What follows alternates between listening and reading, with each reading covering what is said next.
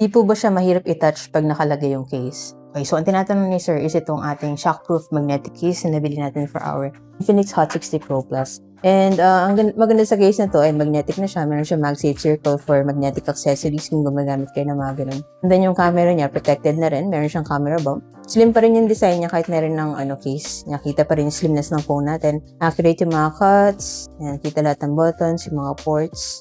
Kita lahat. Tapos meron pa siyang hole for lanyard. Tapos yung lanyard niya, free na.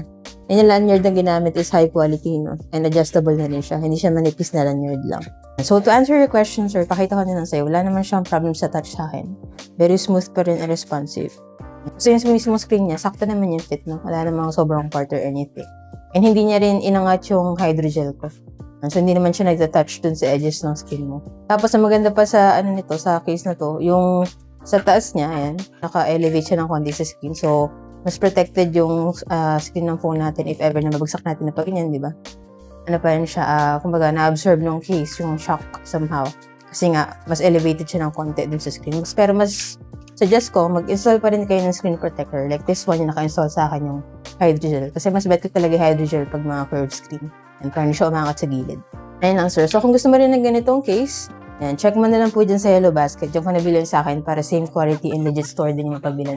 Yun lang, sana nakatulong tong video. And if you have any other questions, let me know in the comments and follow for more tech content.